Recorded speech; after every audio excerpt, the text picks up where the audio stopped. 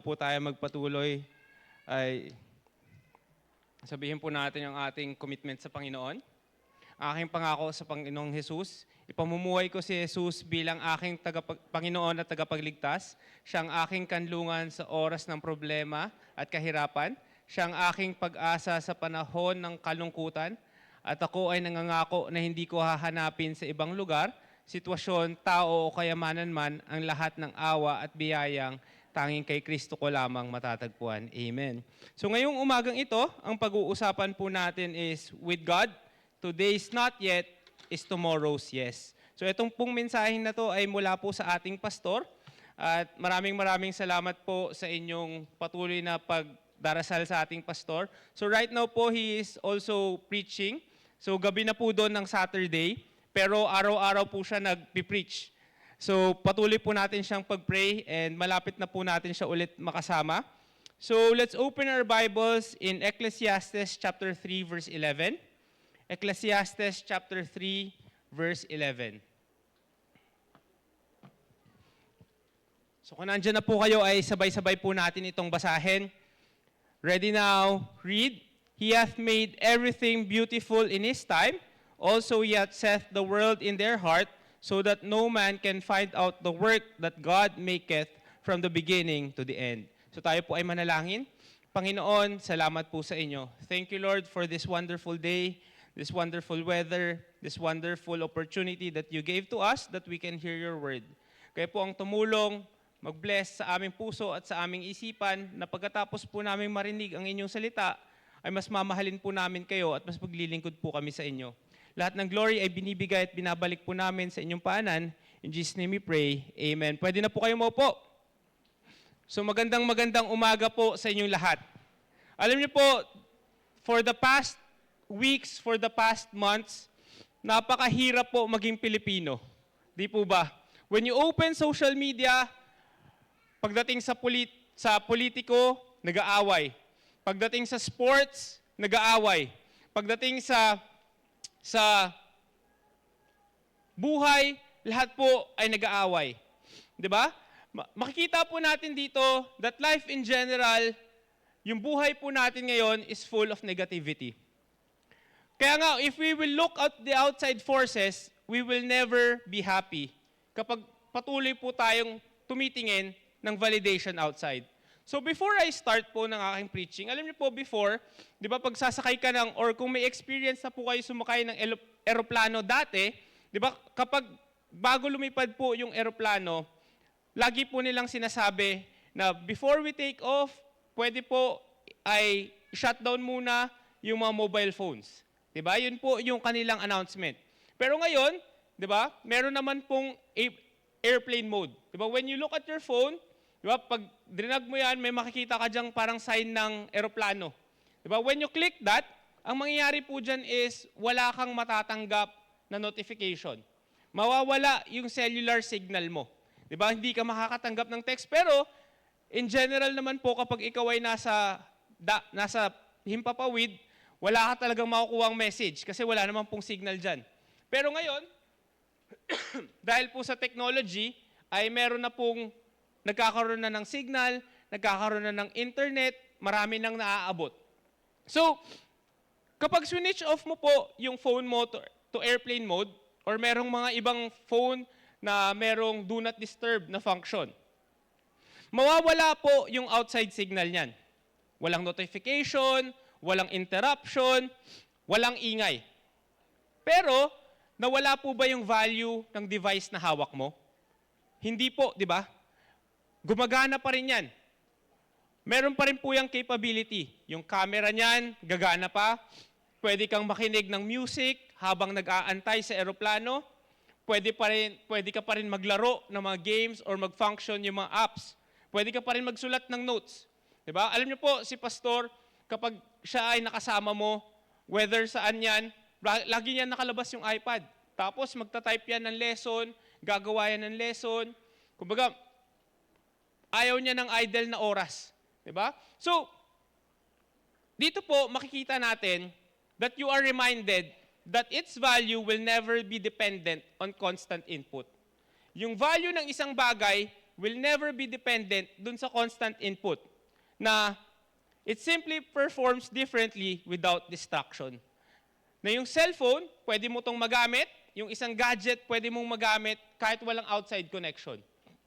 Pwede mong gamitin yung camera, pwede gamitin mo yung notes. Alam niyo po, ganun din po yung mga tao. You don't need every message. Hindi mo kailangan yung every opinion. Hindi mo kailangan yung every pull sa attention mo para ikaw ay maging buo. Kasi marami po sa atin ngayon, we expect validation. Kailangan kausapin mo ko, kailangan kamustahin mo ko, kailangan ganito. Pero alam niyo po, kapag walang distraction, kapag walang outside influence, you will think clearly, you will still grow. Kaya nga po, di ba, marami po sa panahon natin ngayon, maiksi na lang yung attention span. Why? Because of the gadgets. Di ba? Makita mo yung mga bata, di ba, nanonood sila. Tayo, mga adults, di ba, we can watch a movie for 1 hour, 1.5 hours, 2 hours. Pero yung mga bata, 10 seconds lang, di ba, maiinip na. Gusto na nila palipat kagad. Why? Dahil sa technology, dahil sa gadget, and dahil sa outside influence. Kaya po nagiging ganun.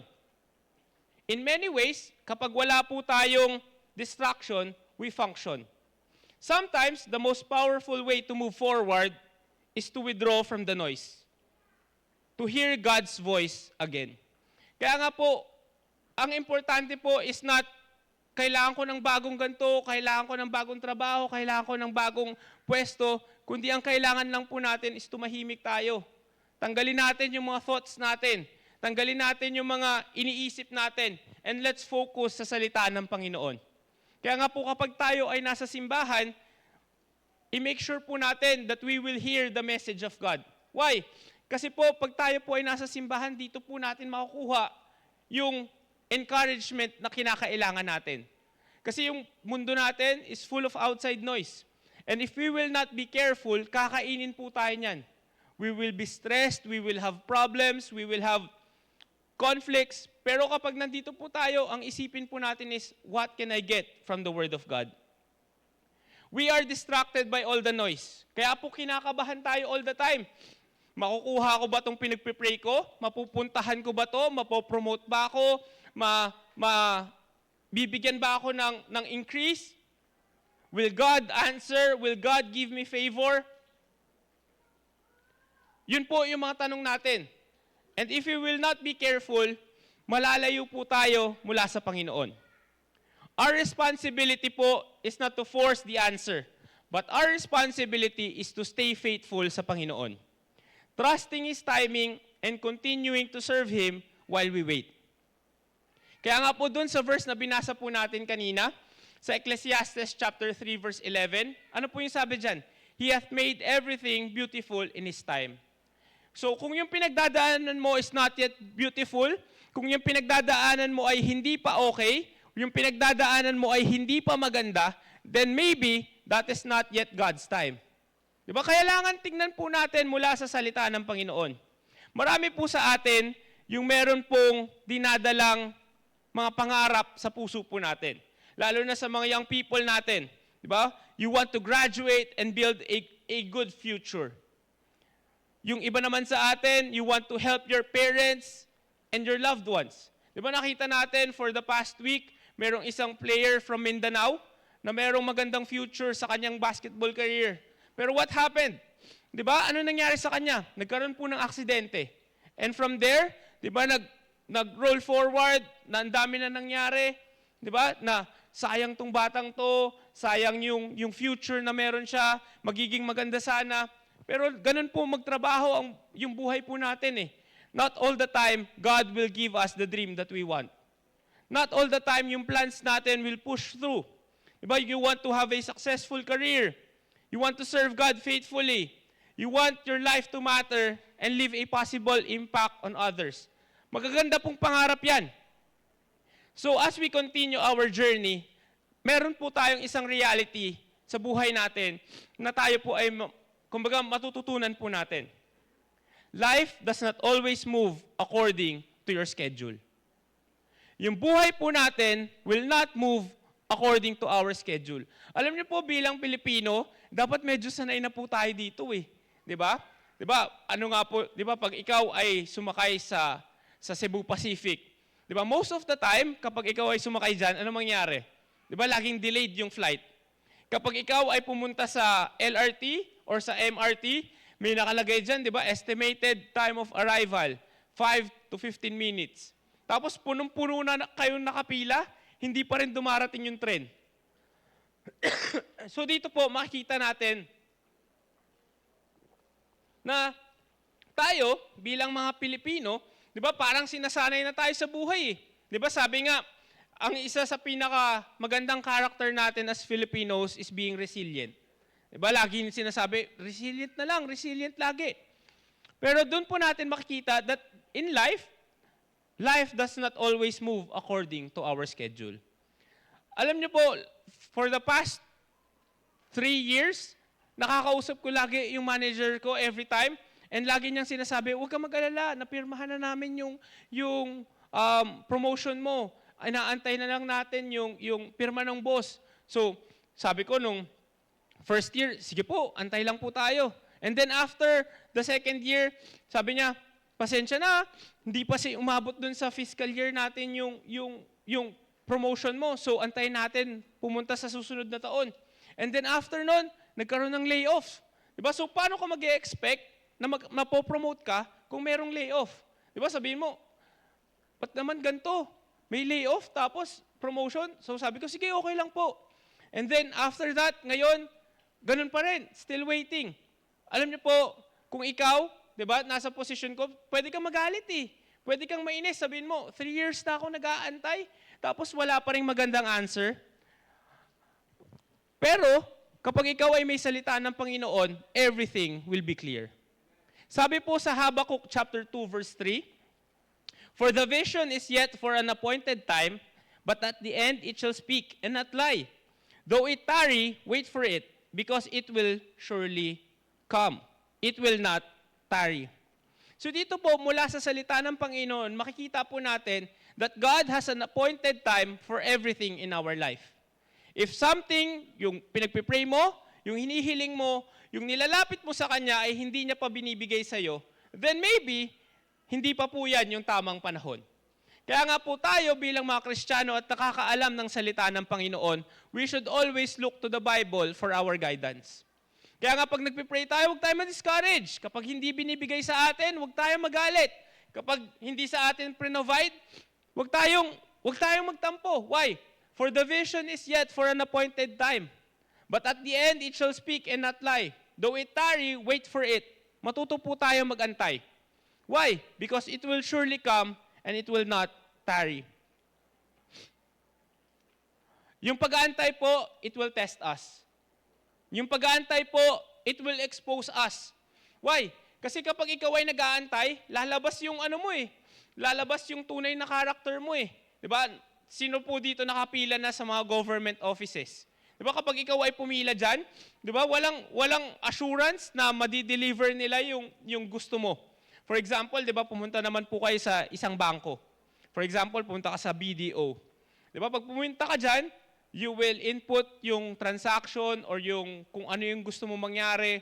Tapos, bibigyan ka nila ng slip. Diba, ng number, kung ano po yung number mo, kung ano yung tatawag sa'yo. Tapos, kapag ikaw ay nakaupo na, diba, nakatingin ka po sa screen, and from the screen, lalabas yung number. Diba? Tapos makikita mo, ang daming number na lumalabas, hindi yun sa'yo. Diba? Tapos ikaw lang mag-isa dyan. Para sasabihin mo, sir, kanina pa ako dito ah. Ba't hindi ako yung tinatawag mo? Sasabihin sa'yo, pasensya na po, meron po kasi kaming system eh. Diba? So, kapag ikaw ay hindi marunong mag-antay, aawayin mo yung teller. Diba? Aawayin mo yung guard. Kanina pa ako dito ah. Diba? Kaya nga po, sometimes, yung waiting will expose our true character.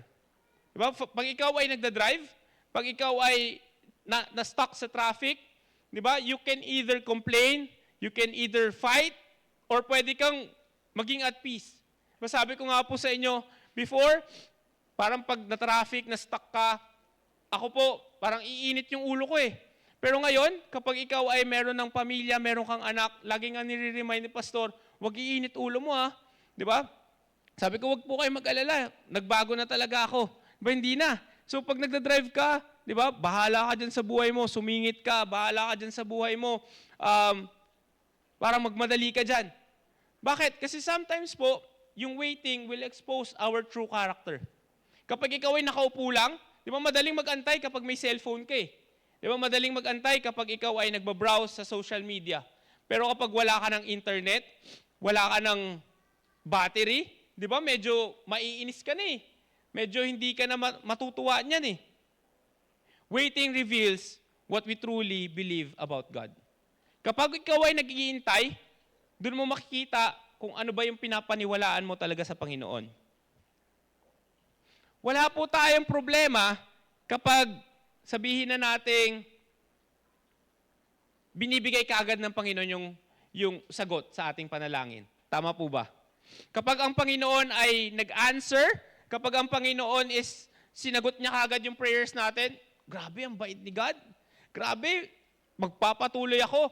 Pero kapag hindi niya binibigay, kapag kahit na anong punta mo sa simbahan, kahit na anong church mo, kahit na anong bigay mo, kahit na anong serve mo, basta hindi niya binibigay, ayoko na. Wala naman yan, hindi naman totoo eh.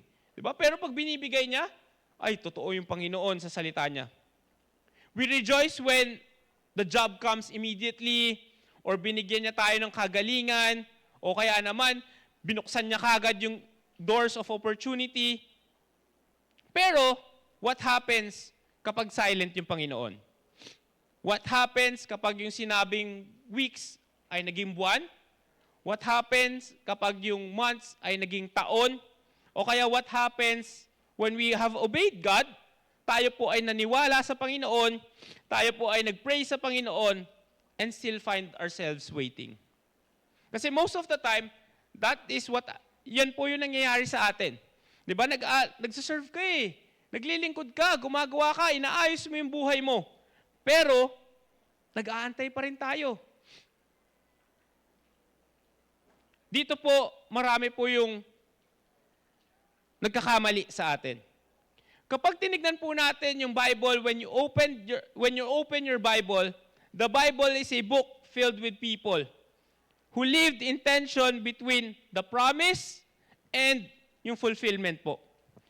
For example po, si Noah. Di ba Noah waited for rain. Si Abraham waited for his son Isaac. Si Joseph waited for his promotion. Si David waited for his throne. Si Hannah, she waited for a child. Dito po makikita natin yung message na gustong ipakita ng salita ng Panginoon. With God, today's not yet is often tomorrow's yes. Kaya nga kapag sinagot tayo ng Panginoon na, wait lang, saglit lang, wag po tayo magtampo sa Panginoon. Why? We should always continue to listen and hear God's voice. Kasi kapag tayo po, pinakinggan natin yung sarili natin, pinakinggan po natin yung gusto natin, pinakinggan natin or pinush natin yung agenda po natin, then we will never hear God's yes. Sabi ko nga po sa inyo kanina, balikan po natin yung Habakkuk chapter 2 verse 3. We should always remember that God is a God of appointed times. Yung Panginoon po natin is a God of appointed time. Ibig sabihin yan, if hindi pa time, if hindi po pa oras, if hindi pa yan yung panahon, then God will not give it to us. Baka hindi pa tayo ready. Baka hindi pa tayo handa or baka meron pang pinapolish yung Panginoon sa atin.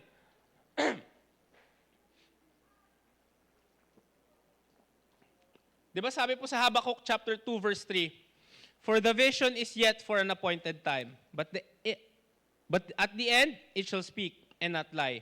Though it tarry, wait for it. Dito po tayo medyo sumasablay na matagal, ayoko na. Iba na lang, Lord. Sige, okay na yan. Alam niyo po yung mga bata, di ba? Halimbawa po, pag lumalabas po kami, di ba? Tapos meron akong sinabi sa kanya, oh sige, eto, pwede kang bumili. Tapos eto lang yung budget natin sa'yo, ha? Tapos sasabihin niya, titignan ni Bron yung price. Di ba? Tapos minsan, magsisettle na lang siya, kahit hindi niya gusto yung bagay na yun, basta meron na lang siyang mauwi. Di ba? Basta meron na lang siyang makuha. Bakit? Kasi, para lang, alam niyo yung, para lang, sige, okay na to. Pwede na sa akin to. Sometimes, tayo, ganun din po yung attitude natin eh. Sige Lord, okay na to. Sige Lord, pwede na to. Sige Lord, tatanggapin ko na to. Pero hindi naman po talaga yan yung gustong ibigay sa atin ng Panginoon. If we waited, if we stayed faithful, if we trusted the appointed time of God, then baka mas tama pa po yung binigay sa atin.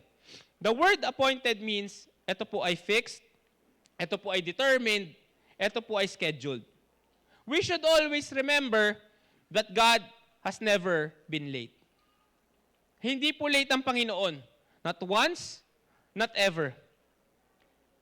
God may seem late po from our perspective, but He is always on time according to His purpose. Ecclesiastes chapter 3 verse 1, ano po yan? To everything there's a season, and a time to every purpose under the heaven. So kung hindi pa po binibigay ng Panginoon sa atin, then most likely, wala pa pong purpose yung Panginoon. Kaya nga po, God always works in season. Kapag binasa po natin yung buong Ecclesiastes chapter 3, makikita po natin doon yung lahat ng seasons na tinutukoy ng Panginoon. There's a planting season, a growing season, a harvesting season. The problem is that marami po sa ating mga tao, ang gusto lang po natin is harvest. Ang gusto lang po natin ay kumuha. Ang gusto lang po natin ay umani.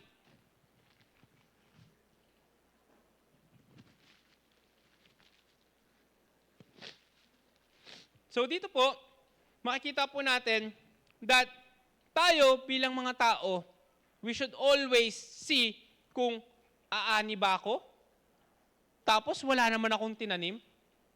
Kapag ikaw po ay sabihin mo ng malapit or may background sa farming, di ba minsan, di ba yung mga nagtatanim, kinakabahan sila pag may La Nina, o kaya naman may El Nino. Di po ba?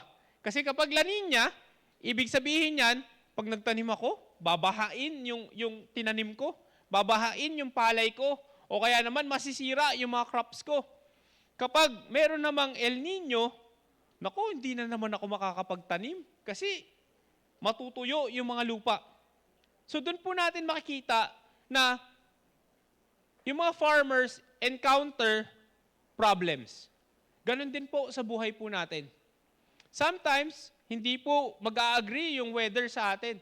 Kaya nga, di ba, yung iba tinitignan nila kung maganda ba yung weather, magiging maayos ba, para makapag-start na po sila. Kaya nga yung faith means trusting God's process even when you cannot see the progress. Magtiwala po tayo. Ang kailangan po natin is yung pananampalataya po natin. Many believers are frustrated because they are trying to force what God has scheduled. Alam niyo po, 'di ba, ngayon sa panahon natin ngayon, minsan kapag ikaw ay pupunta sa isang restaurant, you need to schedule through RSVP. 'Di ba? Kailangan mo mag-log sa cellphone, tapos sabihin mo, pupunta po ako diyan during lunch or during dinner. Tapos sabihin mo, ay, wag na lang, mag-walk-in na lang ako. 'Di ba? Pagpunta mo ng walk-in, mag-aantay ka, pang 20 ka sa pila. Diba sabihin mo, ba't hindi ako pwedeng pumila? Ba't hindi ako pwedeng pumasok? Sir, nag-reserve po ba kayo online? Diba? Kasi po, meron po tayong slot. Meron po tayong oras para ikaw po ay makapasok. So, bilang mga Kristiyano, minsan, Lord, bigay mo na sa akin to, okay na to. Pero hindi po ganun kumilos yung Panginoon natin eh. But we should always remember that what God has promised, it will happen. But it will happen in God's time. Yun po yung difference. Kung ano yung pinangako ng Panginoon, it will happen, but it will happen in God's time. Lagi nating nakakalimutan po kasi yung in God's time na part. Ang gusto lang natin is yung gusto po natin. God's delay always develops our faith. Yung delay ng Panginoon, ito po yung nagpapatatag sa atin sa pananampalataya po natin. James chapter 1 verse 3, knowing this, that the trying of our faith worketh patience. Kung ikaw, hindi ka pa ayos, hindi ka pa okay yung attitude mo, hindi pa maganda yung iniisip mo, meron ka pang mga baggages na dinadala, then maybe God is still working on us. Sabi nga, faith is easy kapag maganda po yung buhay. Faith is easy kapag maayos yung tinatakbo po natin. Pero paano po kapag may problema na? Paano kapag hindi na maganda? Paano kapag hindi na favorable po yung situation natin? Diba? Dito po natin makikita. For example, kanina sabi ko sa inyo si Abraham. Abraham waited for his son. God promised a son. Years passed, wala pong nangyari. 10 years passed, wala pa rin po. 20 years passed, wala pa rin nangyari. 25 years passed, finally, Isaac was born. Sabi nga sa Romans chapter 4, verse 20, he staggered not at the promise of God through unbelief, but was strong in faith, giving glory to God. Tayo po ay dapat malakas yung pananampalataya po natin. Alam ko po, lahat tayo ay may faith sa Panginoon. Pero ang tanong ko lang po sa inyo is, malakas po ba yung faith natin sa Panginoon?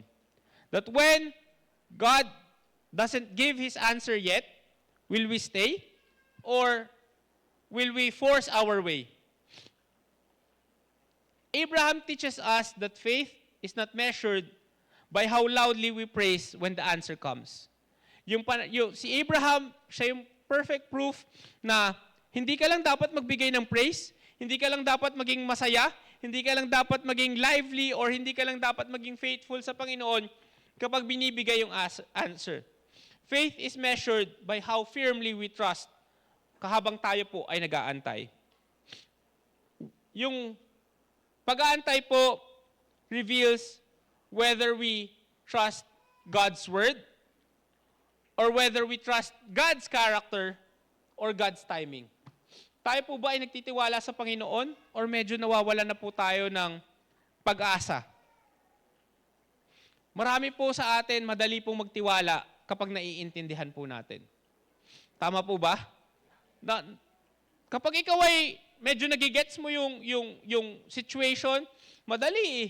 Pero kapag hindi mo magets yung situation, kapag hindi mo nakikita yung answer, then doon po tayo mas nahihirapan. Di po ba? Marami tayo, Lord, bakit ako? Lord, bakit ganito? Lord, bakit ganyan? Doon po natin makikita that with God's today, not yet is tomorrow's yes. Kaya point number 1, keep moving forward even when life gets hard. Patuloy lang po tayo. Magpatuloy lang po tayo even when life gets hard. So dito po, makikita naman po natin yung story ni Joseph. Sabi sa Genesis chapter 37 verse 5. Genesis chapter 37 verse 5. And Joseph dreamed a dream, and he told it his brethren, and they hated him yet the more. So mamaya po, tignan po natin yung story ni Joseph. So makikita po natin between the promise and fulfillment, meron po sa gitna eh. Ano po yung nasa gitna? That is the process. Di ba, hindi naman pwedeng para kang si Super Mario na from the promise, tatalon ka na lang kaagad sa fulfillment. Kundi meron pong proseso. God rarely gives a promise and fulfills it immediately. Di ba? Alam niyo po, di ba kapag ikaw ay nakikipag-usap sa mga bata and you promised something, tapos ang sasabihin nila, nasa na po? Nasa na to? Kailan mo bibigay? Why? Di ba yung mga kids are impatient? Di ba? Tatanungin ka nila, kukulitin ka nila, ask nila kung nasa na yung pinangako mo. Tayo, bilang mga tao, we are born to be impatient. Gusto natin mabigay sa atin kaagad. Gusto natin makuha natin kaagad. Usually, there's always a process. Kaya nga po dito natin makikita yung story ni Joseph. Doon sa verse na binasa po natin, Joseph received a dream. Diba nakatanggap po siya ng dream. And then what happened? Pumunta siya sa mga kapatid niya, sabi niya, mga bro, likay dito. May kwento ako sa inyo. Yet, immediately after receiving the dream, ano nangyari? His brothers hate him. Nagalit sa kanya yung mga kapatid niya. Di ba? Ano ba itong pinagsasabi nito ni Joseph? Ano yung dream na sinasabi mong yan? Di ba? And then, anong ginawa po sa kanya? Tinapon po siya saan? Sa pit. Di ba? Tapos, ano nangyari sa kanya? He was sold as a slave. And then, he was falsely accused. Ano pa? He was imprisoned. At may nangako sa kanya, di ba sabi ni Pastor Joey sa atin few weeks back, may nangako sa kanya na kakausapin yung hari, papalayain siya, pero nakalimutan siya. So imagine Joseph in prison. Imagine mo si Joseph na nasa kulungan. Isipin mo, lagay mo yung sarili mo sa sitwasyon na yan. Isipin mo, di ba, kinausap ka, tapos may pangarap na binigay sa iyo yung Panginoon, merong dream na binigay sa iyo yung Panginoon, tapos ang nangyari sa iyo ay nagalit kapatid mo, kinulong ka, binenta ka, kinalimutan ka. Pero everyday siguro po, while Joseph was in prison, he was saying, not yet. Baka hindi pa to yung oras. Baka hindi pa to yung panahon. Paano ko po masabi na tama yung attitude ni Joseph? Kasi nung nakalabas siya, nung nabigay siya ng posisyon, hindi po nagbago yung character niya. Hindi niya ginantihan yung mga kapatid niya. Hindi niya, kumbaga, hindi siya nag-seek ng revenge. So, dito po natin makikita na the pit where Joseph was thrown was a preparation.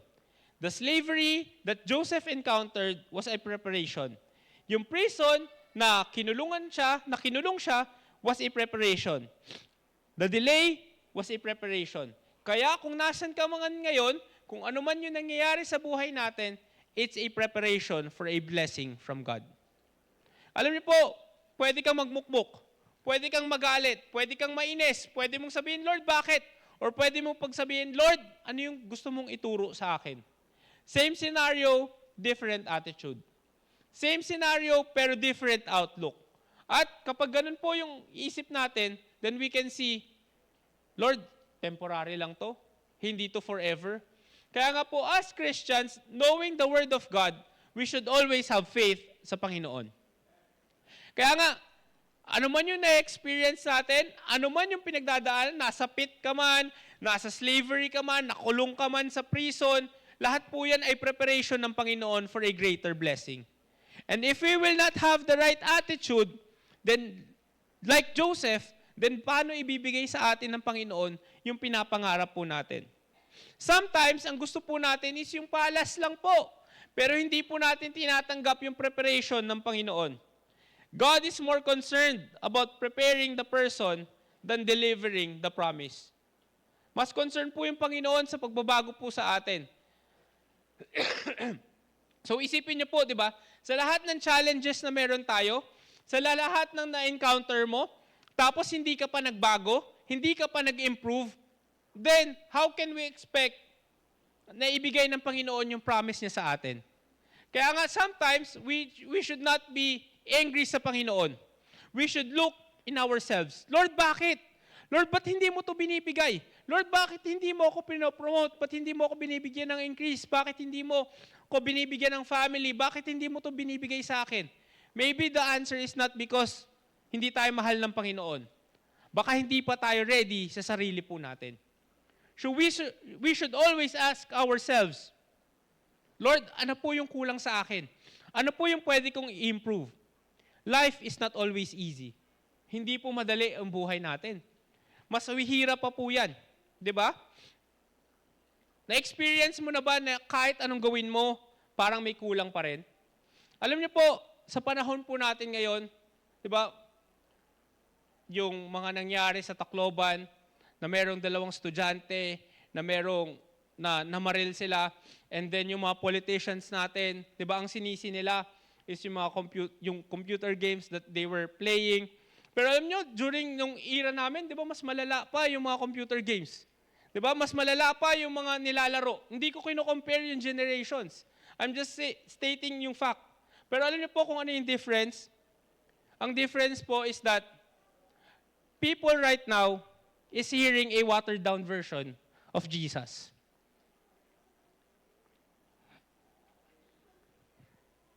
Ang kailangan po natin ngayon is si Jesus. Si Jesus na galit sa kasalanan, pero mahal yung sinners.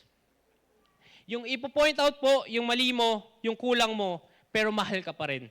Kasi po, alam niyo po, sa panahon natin ngayon, di ba, yung mga tao, yung mga churches, they give a version of Jesus na, sige, punta ka lang, okay lang yan. Pero alam niyo po, when you hear and when you listen to the Word of God, you will be hurt. Ikaw ay masasaktan, ikaw ay masusugatan, minsan hindi mo kayang tanggapin. And that is what everyone, lalo na yung mga bata natin, needs. Kaya nga, yung young people natin, yung young generation, needs Jesus. Yung tunay na Jesus, yung namatay, nalibing, at nabuhay muli. Kasi po, alam nyo, eto lang po yung tanging makakapagbago sa atin. Hindi tayo nag-iisa. And Jesus will show us the right way. Marami pong tao yung sabihin na nating magsisimba ako kasi parang tanggap ako dyan. O kaya magsisimba ako kasi eto yung naririnig ko eh. Pero alam nyo po, kapag narinig mo si Jesus, yung turo niya sa atin, He will show you the truth. He will guide you to the truth. And He will not be afraid to point out kung ano po yung mali natin. Kaya nga tayo bilang mga tao, dito po natin makikita yung tunay na pagmamahal ng Panginoon. That the love of God will change our lives. Na yung buhay natin will not be enough kung wala po siya. Kaya nga, dito po natin makikita na nilikha po tayo ng Panginoon upang magkaroon po tayo ng relasyon sa Kanya. Kaya nga kahit anong ilagay natin sa puso natin, whether it's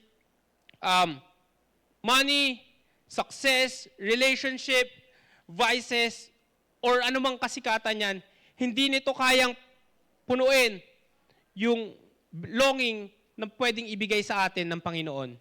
Alam nyo, coming from a college na lahat pwede mong accessible sa'yo, di ba? Alam nyo po, di ba, I graduated from Benilde. And during my college life, di ba, I was exposed sa, sabihin mo ng, anong tawag dito? Recreational drugs. For example, marijuana. I was exposed to yung sa paligid ng school na bars, na inuman. Pero hindi ko po sinasabi na nag-take ako. Okay? I'm just saying that I was exposed to that environment. Pero alam niyo po, I can proudly say na hindi ko not once ginawa yan. Di ba? Bakit? Kasi I was guided by the Word of God. Pero alam niyo po, hindi ko rin sasabihin sa inyo na perfect akong tao. Di ba? Hindi ko sasabihin sa inyo na hindi ako nakatikim ng alak. Di ba? Nagkamali ako. Di ba? Pero alam niyo po, dahil sa salita ng Panginoon, yun yung magbabalik sa iyo sa tamang direksyon. Di ba? Alam niyo po, di ba? Alam ni, kumbaga, yung, sabi ko nga sa inyo, di ba, lahat kami, ako, si Jabez, kung gusto niyo pong malaman kung ano yung nangyari sa amin, di ba, hindi lang kami napagalitan ni Pastor, kundi meron pong ginawa sa amin si Pastor na hindi po makakalimutan ni Preacher Jabez. Pero sa amin na lang po yun, at kami ni Jab, medyo sanay na kami, and siya po, medyo baguhan pa nun eh. Pero matagal na po yun. Di ba, I think 10 years ago na ba, brother? 10 years ago, na nagkaroon po siya ng trauma, kaya binago niya na po yung buhay niya. So, ang gusto ko lang po i-share sa inyo is that, lahat ng vices will be presented sa harapan mo. Pero you will have the choice kung gagawin mo ba yan o hindi. You cannot point other people na, kasi siya, pinesenta niya sa akin to eh. Kasi siya, binigay niya sa akin to. Kasi siya, hinarap niya sa akin to eh. Eh, hindi naman po siya yung gagawa ng desisyon eh. Tayo. Di ba? Kaya nga po tayo, if we will not know Jesus, if we will not have Jesus in our hearts, then our lives will not be changed. Kaya nga, kailangan natin makita na binayaran na ng Panginoon yung kasalanan natin. Binigay niya na yung sarili niya sa atin. So why should we continue in sin? So why should we continue dun sa kasalanan na ginagawa po natin? Kaya nga, if you are invited in our church this morning and you have not yet known Jesus as your Savior, then ito po yung tamang panahon para tanggapin po natin yung ating tagapagligtas.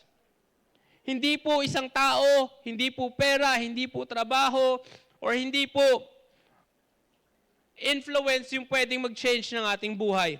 Tanging ang Panginoon lamang po, if we will confess our sins sa Panginoon, then our lives will be changed.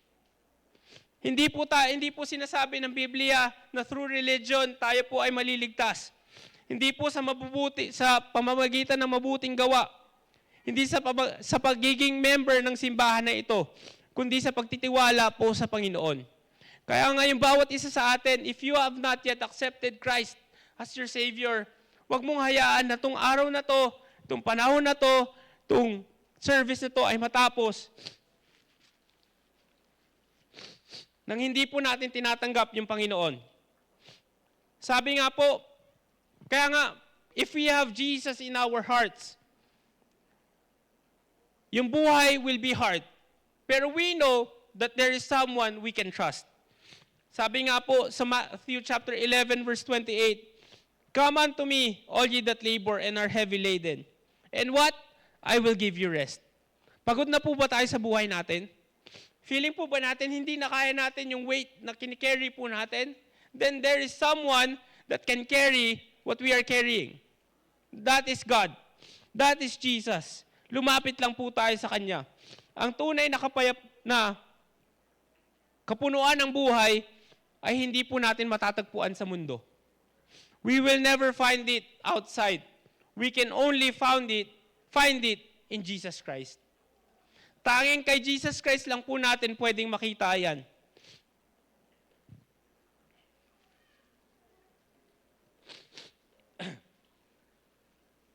So dito po, even if you are already saved, kasi minsan po, di ba, pag sinabi nating save na ako tinanggap ko na yung Panginoon, pinapasok ko na siya sa puso ko, then, hindi na ako babagsak, hindi na ako magkakamali, or makukuha ko na yung favor ng Panginoon. Di ba yun po yung naririnig natin minsan sa social media na kapag ikaw ay tumanggap sa Panginoon, your life will be great. Kapag ikaw ay nagbigay sa Panginoon ng buhay mo, God will give you favor. Pero hindi po ganyan Even if you are saved, we will still experience financial struggles. We will still have family problems. You will still have discouragement. Magkakaroon ka pa rin ng failure. You can still have uncertainty sa future mo.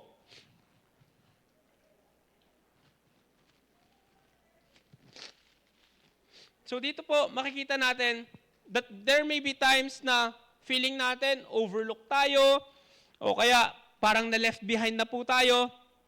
Pero we should always remember that even when life gets hard, we should always keep moving forward. Kahit mahirap po yung buhay natin, we should always keep moving forward. Kaya nga po, balik tayo sa story ni Joseph. As a young man, di ba, Joseph received a dream from God. Ano po yung dream na yon? Yung dream po na yon, that one day, he would be used in a great way. Nagagamitin po siya ng Panginoon. Kaya nagalit sa kanya yung kanyang mga kapatid is because si Joseph, yung bata naming kapatid, siya yung maglilid sa amin na mas nakakatanda niya. Nagalit po yung mga kapatid niya because of jealousy. Why? Kami yung matatanda, tapos ililid kami ng mas bata. But instead of seeing his dream fulfilled, Joseph faced hardship, one after the other. Diba? Yung mga kapatid niya, binitray siya So, sabi nga sa Genesis chapter 37, verse 28, "Then there passed by Midianites merchantmen, and they drew and lifted up Joseph out of the pit and sold Joseph to the Ishmaelites for 20 pieces of silver. And they brought Joseph into Egypt. So dito po makikita natin, paano pag ikaw si Joseph? Na meron kang magandang pangarap, meron kang magandang binigay na plan si God sa'yo, meron siyang binigay na blessing sa'yo, and then after one day or after ilang panahon, ibebenta ka, mawawala ka sa pamilya mo. Imagine the pain. Imagine what he experienced. Imagine kung ano po yung nararamdaman niya. Kung ikaw, ilalagay mo yung sitwasyon mo kay Joseph, ano sasabihin mo? Lord, ba't mo pa binigay sa akin tong pangarap na to? Bakit mo pa binigay sa akin tong vision na to? Bakit pa ganito yung kausap mo sa akin? Di ba, bibigay mo lahat ng sisi sa Panginoon eh. Pero, ganun po ba yung naging attitude ni Joseph? Joseph kept moving forward. As a servant in Egypt,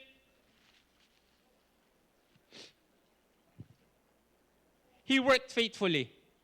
Genesis chapter 39 verse 2, and the Lord was with Joseph, and he was a prosperous man, and he was in the house of his master, the Egyptian. So dito po makikita natin that Joseph did not become bitter. That Joseph continued to have good character. That Joseph continued to follow kung ano yung sinasabi ng Panginoon. Maybe God is testing our character. Di ba, nasan ka? Nasa pit ka ngayon? May na-experience kang problema? Galit sa'yo yung pamilya mo? Then continue to move forward. Kahit na naka-move forward na si Joseph, another trial came.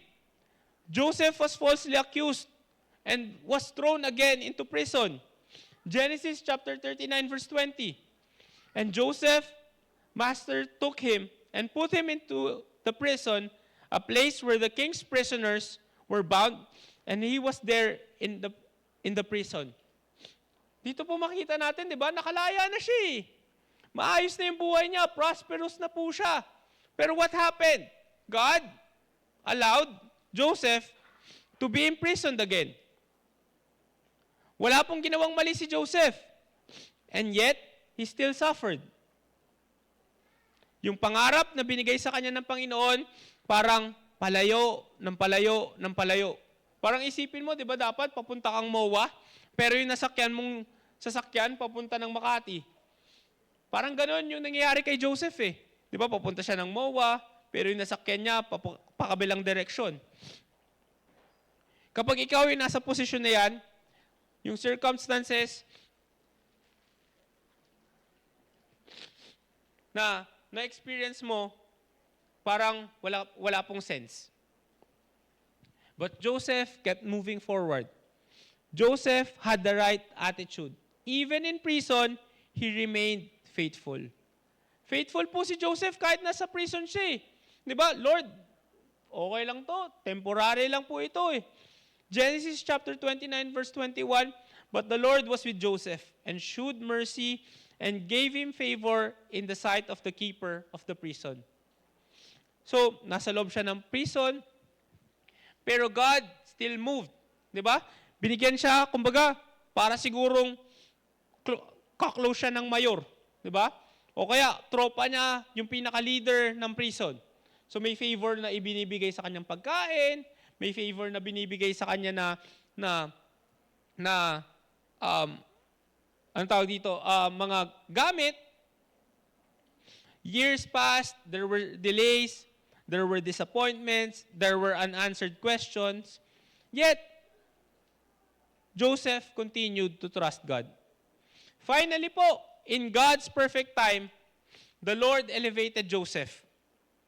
From the prison, na nakakulong siya, to what? To the palace. Genesis chapter 41, verse 41. And Pharaoh said unto Joseph, see, I have set thee over all the land of Egypt. Have you seen yung promise ng Panginoon kay Joseph? Dumaan siya sa pinakababa. Nakulong siya, hindi na siya mahal ng kanyang pamilya, napakadami niyang na-experience, pero God still fulfilled His promise. Ano yung na-experience mo today? Are you in the pit? Are you imprisoned by guilt? Or meron ka bang pinagdadaanan? Then, ang masasabi ko lang po sa inyo is, stay faithful. Magpatuloy lang po tayo. What others meant for evil, God used for good. Sabi nga sa Genesis chapter 50 verse 20, but as for you, you thought evil against me, but God meant it unto good, to bring to pass as it is this day, to save much people alive. Yun po yung pananampalataya. Yun po yung meron dapat tayo na meron kang na-experience, hindi ka natanggap, hindi mo nakuha, hindi mo napuntahan. Pero yun po yung pananampalataya eh. Faith is continuing to trust God even when life is unfair. Faith is obeying God even when circumstances are difficult. Ito po yung perfect example that the story of Joseph reminds us that God's delay are not God's denials. Yung delay na meron po tayo does not mean hindi po ibibigay ng Panginoon sa atin. Kaya nga po, di ba, sabi ko po sa inyo, nung nag-work ako for 7 years, 6 years sa previous company ko, parang twice lang po ako nagka-increase. Twice lang ako nabigyan ng increase. And then after that, di ba, sabi ko kay Pastor, bakit it's time na nag-transfer ako. Tapos pag-transfer ko, more than enough, kumbaga more than what I expected yung binigay sa aking increase. And then after that, nagpipray kami ng promotion, pero hindi pa rin binibigay eh. Should I be bitter sa Panginoon? Should I be angry sa Panginoon? Lord, bakit? Pero, ang tanong ko doon is, sige Lord, I'll wait. Bakit? Kasi baka hindi pa ito yung appointed time ng Panginoon. Kaya nga po, we should always wait for God's appointed time. Huwag natin sabihin, Lord, bakit hindi? Ang sagot natin, sige Lord, I will wait. Just like Joseph, maybe you're experiencing something, pero we should always stay faithful. Sabi nga po, so Philippians chapter 3 verse 14, I press toward the mark for the prize of the high calling of God in Christ Jesus. Let us therefore, as many as be perfect, be thus minded, and if anything that ye be otherwise minded, God shall reveal even this unto you. Wag po tayo tumigil. We should always press toward the mark for the prize of the high calling of God.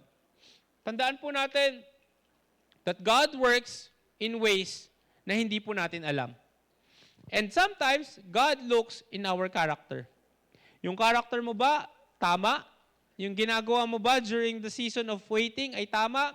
Yung attitude mo towards those around you, kasi pwede po tayo mag-wait sa Panginoon, pwede tayo mag-antay, pero yung nakapaligid sa atin, galit na galit tayo. Yung nakapaligid sa atin, hindi po tama yung attitude natin.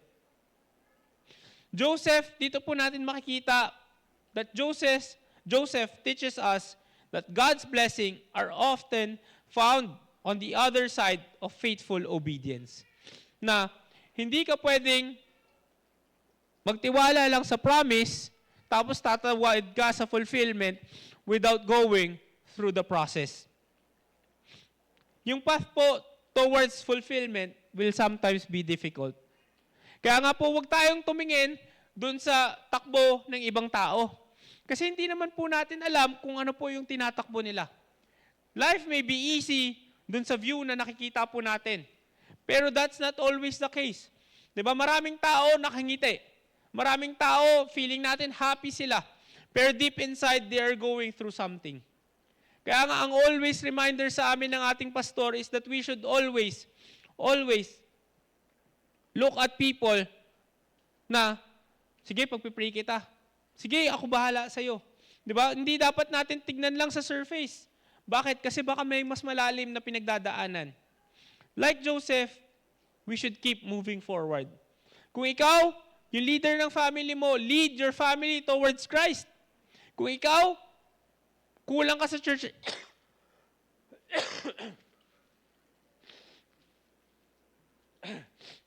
Kung ikaw ay kulang sa church attendance, you should keep attending church. Kung ikaw ay hindi naglilingkod, you should keep serving God. Kung ikaw ay kulang sa pagbibigay, you should be a cheerful giver. Hindi man natin makita po yung road ahead, but you can trust the God who does. Magtiwala lang po tayo sa Panginoon. At siya po yung magdadala sa atin sa finish line po natin. So number 1, keep moving forward even when life gets hard. Number 2, kumafit sa Diyos kasi we need God's favor in the future. Tayo po ay lumapit sa Panginoon. Tayo po ay humawak sa Panginoon. Huwag po nating pakawalan yung Panginoon. Why? Because we need God's favor in the future. Jeremiah chapter 29 verse 11, "For I know the thoughts that I think toward you, saith the Lord. Thoughts of peace and not of evil, to give you an unexpected end." Tandaan po natin na alam ng Panginoon yung ginagawa niya po sa atin. Alam ng Panginoon kung ano po yung kailangan natin sa buhay natin. Kaya nga, ang dapat natin gawin is that we should always trust God. Like Joseph po, di ba? He was sold as a slave. He was falsely accused. He was forgotten in prison. Pero, God was preparing Joseph to save many people during a time of famine. God was preparing a position of influence that Joseph could never achieved on his own. And then God was preparing circumstances that eventually would reunite his family and preserve the nation of Israel. So dito po makikita natin that Joseph experienced a lot of hardship sa buhay niya. Di ba? Pero lahat po na yan ay ginamit ng Panginoon na preparation. Kaya nga po, dito natin makikita that God was using him for a greater purpose. While Joseph was suffering, God was working. While Joseph was waiting, God was preparing. While Joseph was trusting, God was accomplishing his plan. Alam niyo po, 90% ng mga businesses, yung mga bagong businesses, some fail all the time. 90% of all second-time business succeed. 80% of those who start one business and fail never try a second time. Dito po natin makikita, when you look at statistics, na yung mga, alam niyo po, di ba, sa panahon natin ngayon, parang ang daming nag-open ng mga coffee shop. Di ba? O kaya naman, ang daming, dati, ang daming nag-open ng mga milk tea. Di ba? Pagkatapos, after the hype died down, ano nangyari? Ang daming na nag-close. Diba? Ang daming nag-iisip ng, ano kaya magandang business yung itayo ko? Nagtayo ng business, tapos after some time, sarado na. Nag-isip ng bago, tapos nagsara na naman. Dito po natin makikita na 90% of all first-time businesses fail. Pero yung 90% of all second-time businesses succeed. Ibig sabihin, kapag ikaw ay nag-fail, kapag ikaw ay nagkamali, huwag kang mahiya, tumayo ulit. Huwag kang mahiya na mag-try again. Why? Kasi dun mo makikita na yung experiences na nakuha mo will teach you na ito pala yung dapat kong gawin. Ito pala yung mali. Ito pala yung pagkukulang ko. So, ano po yung message dyan? God is working even when you cannot see it. Kumikilos yung Panginoon kahit hindi po natin nakikita. For example, cellphone mo. Di ba, pag binuksan mo yung phone mo, di ba, ang nakikita mo lang naman dyan is yung screen eh. Ang nakikita mo lang naman dyan is yung touchscreen. Ang nakikita mo lang naman dyan is yung application. Pero, nakikita mo bang gumagalaw yung processor niyan? Nakikita mo ba yung battery na gumagana? Hindi po eh. Di ba? Pero you trust your phone, nagagana yan.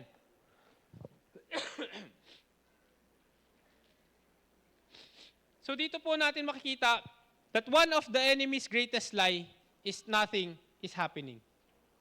Isang lie na binibigay po ni Satan sa isip natin is that wala pong nangyayari. Wala kang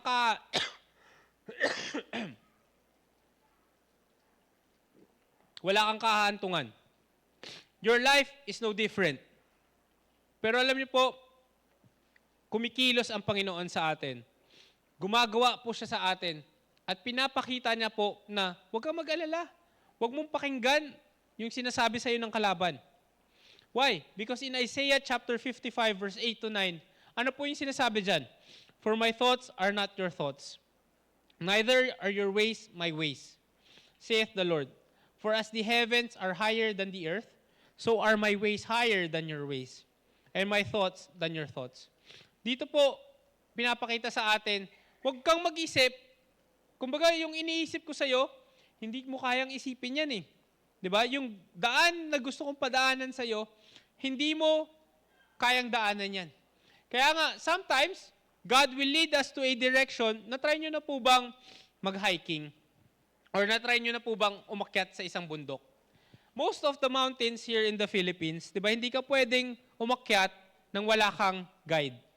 Di ba, nang walang magtuturo sa'yo. Why? Kasi hindi ka naman familiar dun sa lugar na yan. Pero once na ikaw ay isang seasoned na umaakyat ng bundok, pwede na siguro. Di ba? Pero kailangan mo ng guide. And then sometimes, pag umakyat ka dyan, di ba, papadaanin ka sa mabato, papadaanin ka sa maputik, papadaanin ka sa ilang ilog, and then after that, marireach mo yung summit, tapos makikita mo, ang ganda dito ah. Parang ang ganda ng view dito ah. Pero, you will not reach that summit kung hindi mo dadaanan yung iba't ibang terrain. Ganun din po sa buhay po natin. Sometimes, God will lead us to a rocky road. Sometimes, God will lead us sa isang creek na bababasa yung buong pagkatao natin. Pero, kapag tayo po ay nagtiwala dun sa guide natin, God will lead us to the summit. Pero most of the people na nagma-mountain, sabi, ayoko na, okay na ako dito na lang ako. Then, hindi po natin makikita yung answered prayer ng Panginoon. Then, hindi po natin makikita yung sagot ng Panginoon sa atin.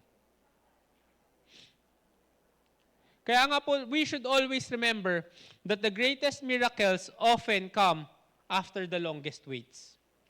Yung miracles po ng Panginoon sometimes happen after the longest wait. Di ba si Joseph. Nakulong po siya eh. Pero dumating yung answer after a long period of time. Another biblical example is about Lazarus. Di ba si Lazarus po na isang kaibigan ni Jesus. Kapag binasa po natin yung John chapter 11, doon po natin makikita yung story about Lazarus. Na meron po siyang sakit. At tinawag po ng kanyang mga sisters si Jesus. Tapos, sabi ni Jesus, nasan ka na? Yung kapatid po namin ay meron pong karamdaman. Jesus received the message that Lazarus was sick. Natanggap niya yung mensahe. Wala pa naman Facebook noon, wala pa namang telephone noon, wala pa namang messenger noon. So, Jesus received the message that Lazarus was sick. Yet, Jesus delayed. Diba? Pwede naman po siyang pumunta kagad eh. Pwede po siyang pumunta kagad. Sabi po sa John chapter 11 verse 4, when Jesus heard that, he said, "This sickness is not unto death, but for the glory of God, that the Son of God might be glorified thereby." Now Jesus loved Martha and her sister Lazarus. Verse 6, and when he had heard, therefore, that he was sick, he abode 2 days still in the same place where he was. So dito po makikita nyo, di ba, na si Jesus, narinig niya na sick si Lazarus. Tapos sabi, nagstay pa rin po siya dun sa place na kung nasaan siya for 2 days. During that time, di ba, ang travel naman po niya is via lakad lang. Or sasakay sa donkey, or pwedeng maki-hitch sa carriage.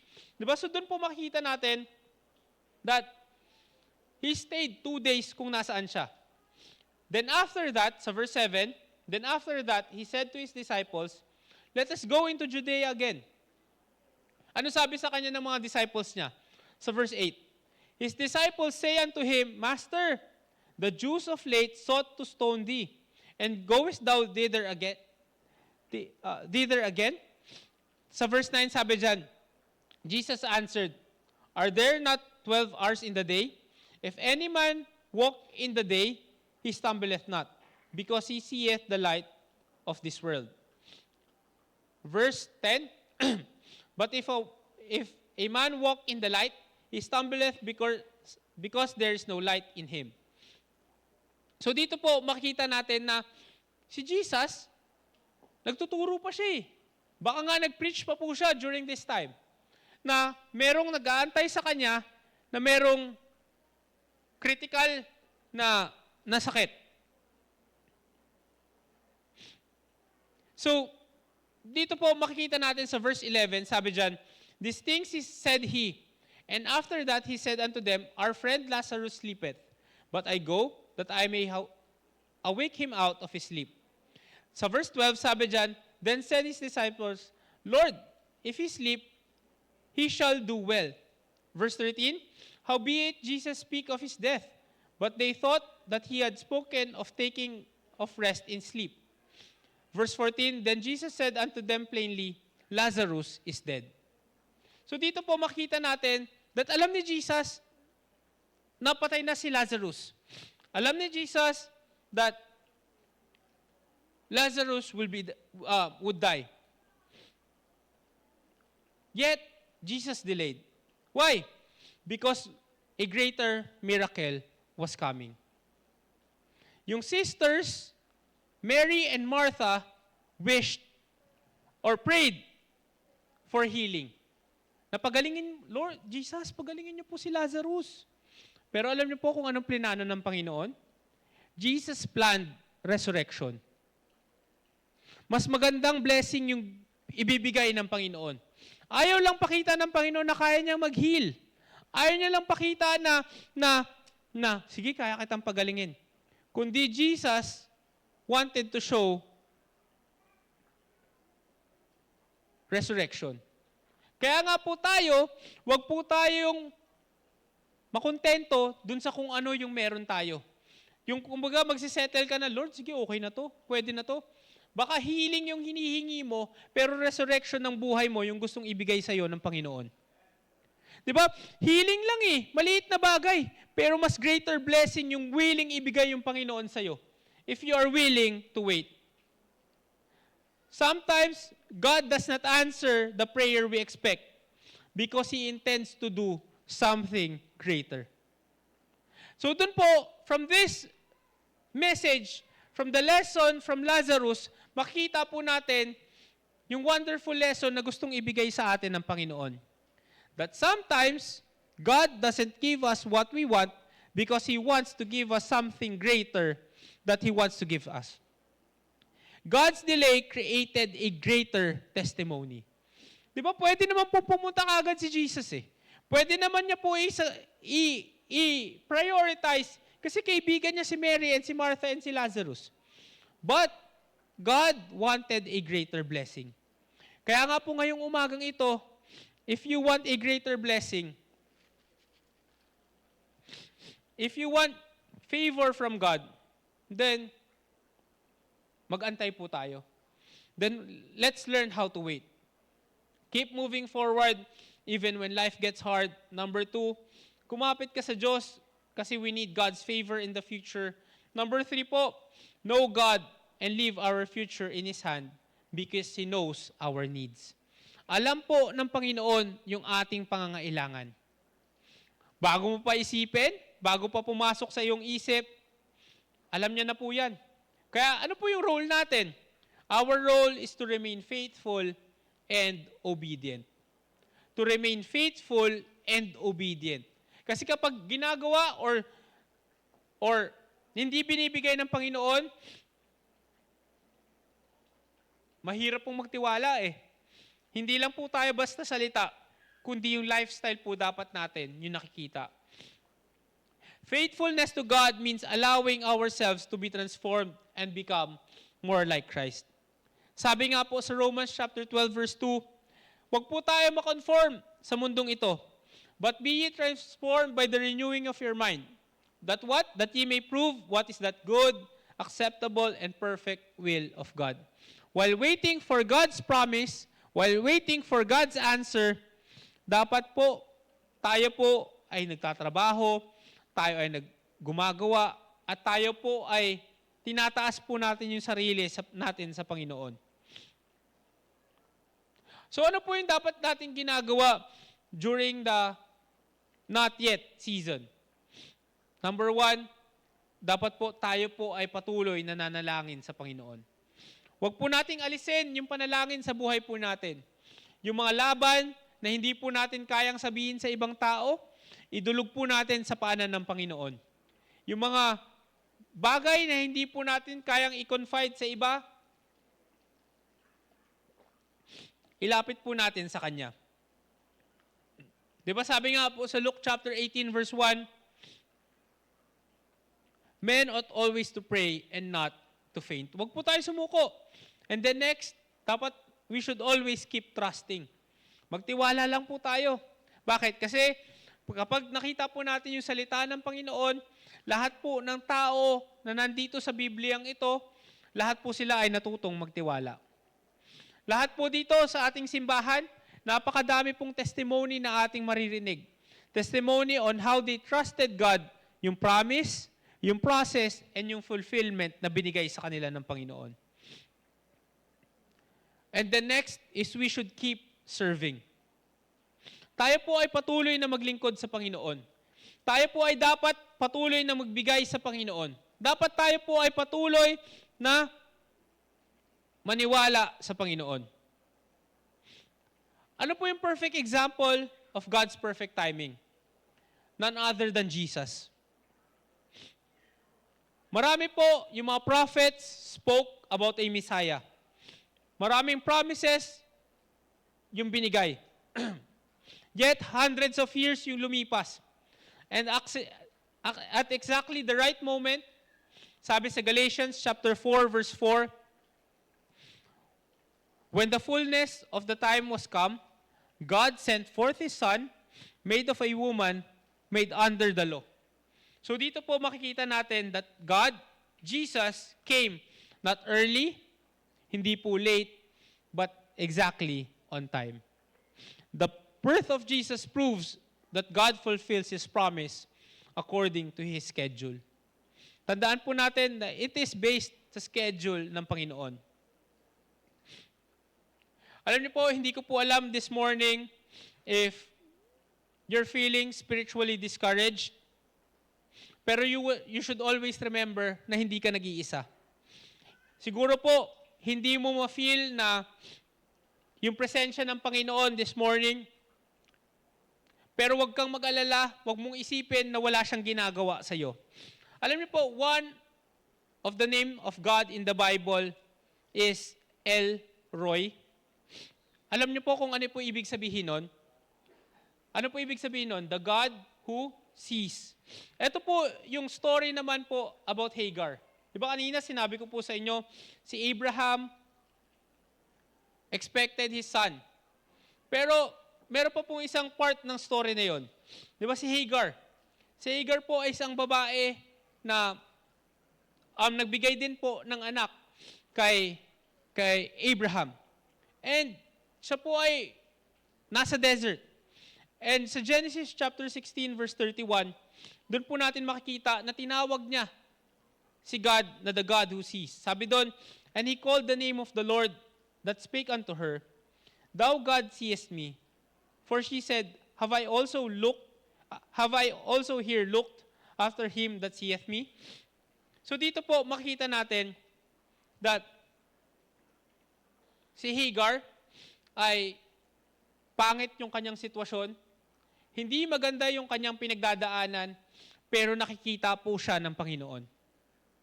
Hindi po favorable yung situation niya. Di ba? Nasa desert siya, buntis siya, mag-isa siya, pero ano pong sabi? God sees me.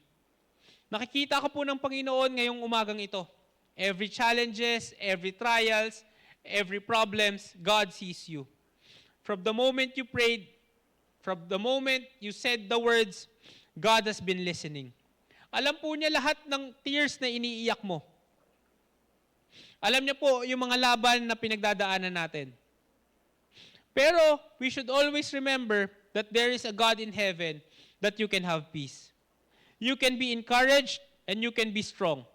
Your challenges this morning or in life may be overwhelming. But let us always remember that God's power within us is greater than anything around us. So tayo po ito may lahat at tayo po ay manalangin.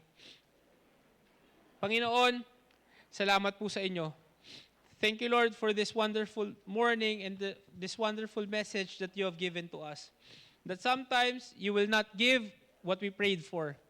Sometimes you will not answer immediately yes, but we should always trust and obey that you will give what you promised. Mga kapatid, ngayong umagang ito, I don't know kung ano po yung pinagdadaanan nyo. I don't know what you're going through right now, what your problems are, pero one thing I know is God is always there for us. Andyan po yung Panginoon sa atin. At kung nabibigatan na po tayo sa yoke na dinadala po natin, God is always willing and is always there for us. Kaya mga kapatid, lumapit po tayo sa Panginoon. Ilapit at ibigay po natin sa paanan niya. The altar is open for you. Kung lumapit po tayo sa altar at tayo po ay manalangin sa Panginoon.